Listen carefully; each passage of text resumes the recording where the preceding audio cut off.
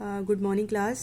आज हम लोग जानेंगे कि सूचना लेखन में क्या क्या सावधानी बरतनी चाहिए और किस तरह का लिखना चाहिए, किस तरह से आप अपने सूचना लेखन में नंबर पा सकते हैं, कहाँ कहाँ पे आपके नंबर कटने के चांस होते हैं और आपको किन बातों का ध्यान रखना होता है।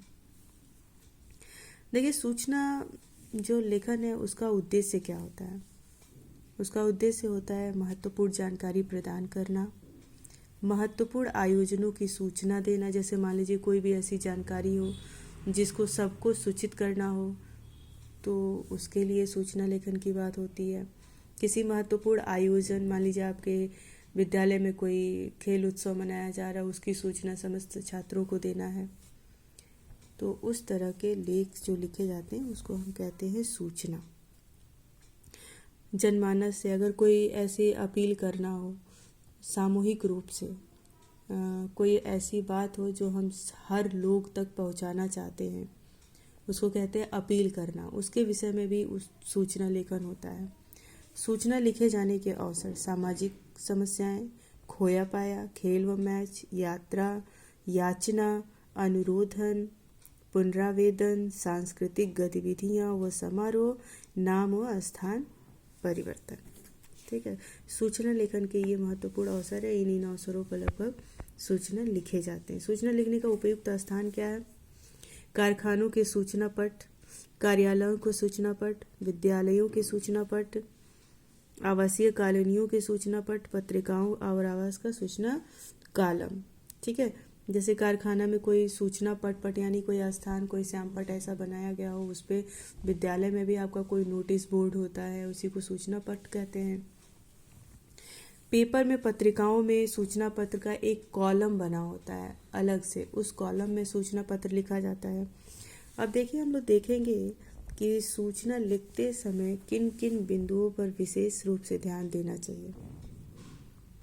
यहाँ पे देखिए, आप देख रहे होंगे, संस्था, कॉलोनी, विद्यालय का नाम सबसे ऊपर होना चाहिए। सूचना जारी करने वाले का नाम, पद व हस्ताक्षर ये जरूरी होता है। जिसके लिए सूचना है वह इंगित करना। सूचना जारी करने के लिए तिथि और समाप्ति की तिथि स्पष्ट रूप से होना चाहिए।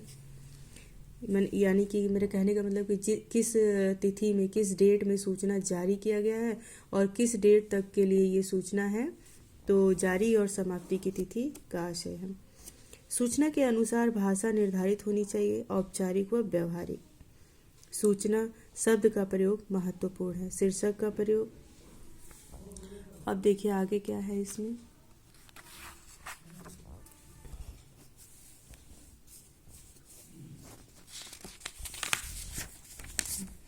अब आप ये कॉलम देखेंगे किस तरह से ये, अभी हमने पिछली एक आध क्लास में आपको बताया भी था कि सूचना हमें जब लिखते समय एकदम बिल्कुल फॉर्मेट का ध्यान रखेंगे।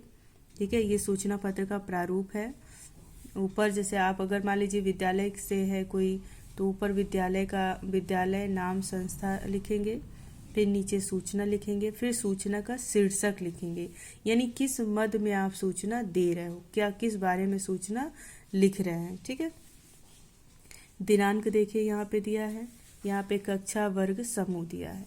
अब सूचना से संबंधित विषय, अब यहाँ पे जो आपको सूचना लिखना है वो लिखेंगे, हस्ताक्षर करेंगे, नाम लिखेंगे और जारीकर्ता का पद लिखेंगे जिसके द्वारा ये सूचना जारी किया गया है। मान लीजिए कि विद्यालय में प्रधानाचार्य के द्वारा अगर जारी किया गया हो, संपादक के द्वारा, किसी के द्वारा भी जिसने ये सूचना को जारी किया है, ठीक है, उनका पद, जारीकर्ता का पद लिखेंगे। ठीक है, और देखिए आप देख रहे होंगे कि कैसे सूचना लिखने के बाद इसको एक बॉक्स में बंद कर दिया गया है। इस बॉक्स का से है कि इसका एक सुंदरीकरण हो जाता है, देखने में एकदम सुंदर प्रारूप इसका हो जाता है और एग्जामिनर यही चेक करता है। एग्जामिनर जब देखेंगे कि ये फॉर्मेट पूरा एकदम सीक्वेंस से है, बॉक्स में बंद है, तो आपके नंबर इस पे पूरे मिलेंगे। जब सूचना लिखते समय हम सूचना को बॉक्स में नहीं बंद करते हैं, एक तो वो देखने में ही एक फॉर्मेटिव वे में नहीं लगता है और सुंदर भी नहीं लगता। तो वहाँ पे आपका ये जो ऊपर का ये जो आपका बॉक्स है, इस बॉक्स में आपको 2 नंबर मिलते हैं। ये आपका मतलब बोर्ड एग्ज़ाम में ये जिस हिसाब से इसमें नंबर काटे जाते हैं और जैसे नंबर दिया जाता है, तो 2 नंबर तो आपका ये इससे हो जाता है। फिर उसके बाद से आते हैं हम इस पे, और इसके शब्द लिमिट होते हैं। आप बिल्कुल मतलब अपनी तरफ से कुछ ऐसे नहीं लिख सकते।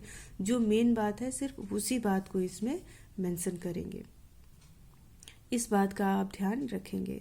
हस्ताक्षर, नाम और जारीकर्ता का पद यहाँ होगा, दिनांक यहाँ होगा। इसकी विशेष ध्यान आप रखेंगे। ये तो आपका क्या था, सूचना पत्र का प्रारूप था। अब देखिए सूचना के कुछ उदाहरण देकर भी देखा जाए कि किस तरह के सूचना। अब जैसे यहाँ पे आगे बढ़ेंगे हम लोग, तो दिया है कि आपका विद्यालय कक्षा 9 से 12 तक के विद्यार्थियों के लिए ग्रीष्म अवकाश यानी गर्मियों की छुट्टी में नोएडा से नैनीताल की यात्रा का आयोजन कर रहा है। छात्र छात्राओं को सूचित करने हेतु इस संबंध में पत्र तैयार करिए। अब देखिए यहाँ पे दिया है इसका सीमा होता है लगभग 20 से 30 शब्दों में। सूचना एकदम कम से कम शब्दों में होता है। एक पेज में आप सूचना नहीं लिखेंगे, ठीक है। अब देखिए ये किस तरह से लिखा है। सबसे पहले यहाँ क्या लिखा है, सूचना लिखा है। फिर क्या लिखा है, स्कूल का नाम लिखा है। यहाँ पे कक्षा लिखा है, क्योंकि यहाँ पे दिया है कि कक्षा 9 से 12 तक के विद्यार्थियों के लिए, इसलिए कक्षा 9 से 12 तक लिखा है। यहाँ पे आपका दिनांक है और ये आपका विषय है, यात्रा का आयोजन। अब देखिए यहाँ पे क्या बात कर रहा है, क्योंकि वो छुट्टियों में ग्रीष्म अवकाश में एक टूर टाइप का ले जाने की बात उसमें हुई है, उसी के मध्य में ये सूचना है। अब देखिए आज क्या कह रहा है कि सभी छात्र छात्राओं को सूचित किया जाता है कि हमारा विद्यालय नोएडा से नैनीताल की यात्रा का आयोजन कर रहा है। यात्रा से संबंधित जानकारी इस प्रकार से है, किस डेट से किस डेट में जाना है, कितना खर्च होगा, है ना। तो दिनांक 25 फरवरी से 2 मार्च तक, और वहाँ पे जाने के लिए पैसे कितने लगेंगे, 10,000 प्रति विद्यार्थी। योजना क्या है, प्रचलित स्थानों पर जाना है, पर्वतीय स्थल का आनंद, अन्य आकर्षक व मनोरंजन गतिविधियाँ। इच्छुक छात्र छात्राएं 20 फरवरी तक अपना नाम अध्यापिका को दे दें। यहाँ पे बात किया गया था, जैसे ये आप देखेंगे हस्ताक्षर, नाम और जांचकर्ता, है ना। तो अब ये देखिए इसमें क्या है, रमा सिंह, और अध्यक्ष जो जारी करता है, यानी किसके द्वारा ये जारी हुआ है, अध्यक्षा विद्यार्थी परिषद। अब आप लोगों को ये समझ में आ गया होगा। उसके बाद से ये पूरे सुंदर तरीके से यहाँ पे देखिए बॉक्स के अंदर इसको बंद कर दिया गया है। ये एक ये देखिए शब्द लिमिट जो यहाँ पर दिया था 20 से 30 शब्दों में, तो इसके शब्द कितने एकदम से कम है, ठीक है। ये देखिए आप देख सकते हैं, और कितना फॉर्मेटिव वे में इसको लिखा गया है। बिल्कुल कहाँ पे हमें जगह छोड़ना है, कहाँ नहीं छोड़ना है, कहाँ पे किन चिन्हों का प्रयोग करना है, कहाँ पे देखिए ये सारी चीज़ें यहाँ पर आपको ध्यान में रखना है। यदि आप लोग इसी तरह से बोर्ड के एग्ज़ाम में अगर इसको लिख देते हैं तो 5 नंबर का ये आपके परीक्षा में पूछा जाता है। 5 नंबर में 5 नंबर मिलने से कोई आपको नहीं रोक सकता, ठीक है। और भी एक आध उदाहरण हम देख लेते हैं। अब जैसे देखिए ये है हमारे पास, हाँ देखिए ये तो मान लीजिए विद्यालय की तरफ से था। अब हम बात करते हैं इस तरह से, ठीक है। देखेंगे, देखिए अब ये सूचना किस विषय में है, आपके नोएडा क्षेत्र के स्वास्थ्य संगठन द्वारा निःशुल्क नेत्र जांच शिविर का आयोजन किया जा रहा है। स्वास्थ्य संगठन के सचिव होने के नाते सभी क्षेत्रवासियों की इसको सूचना प्रदान की जाती है। ये तो आपके विद्यालय की तरफ से था। अब देखिए ये क्या है, एक निःशुल्क नेत्र जांच शिविर का आयोजन होने जा रहा है, इसलिए सभी लोगों को उस आयोजन से अवगत कराने के लिए ये एक सूचना है। यहाँ पे आप फिर देख सकते हैं सूचना है, फिर आपका कहाँ से हो रहा है, ठीक है, स्वास्थ्य संगठन नोएडा। विषय क्या है, निःशुल्क नेत्र जांच शिविर का आयोजन। उसके बाद हम देखेंगे कि यहाँ पे दिनांक पड़ा है। फिर उसके बाद क्या है, आपके अब इसके देखिए शब्दों पे ध्यान दीजिएगा कि कितने कम शब्दों में पूरी बात कही गई है। आपके नोएडा क्षेत्र बी 226 सेक्टर इतना संगठन द्वारा निशुल्क नेत्र जांच शिविर का आयोजन 16 फरवरी 2020 से 28 फरवरी तक किया जा रहा है। इस शिविर के अंतर्गत अनुभवी नेत्र विशेषज्ञ व चिकित्सक यानी डॉक्टर उपस्थित रहेंगे। विस्तृत जानकारी हेतु हमारे कार्यालय में संपर्क करें। अजय शर्मा, और जिस जांचकर्ता का जो पद है उसकी बात यहाँ पर हो रही है। अब मेरे हिसाब से मुझे ऐसा लगता है कि अब आप लोग सूचना लेखन में किसी प्रकार की कोई गलती नहीं करेंगे।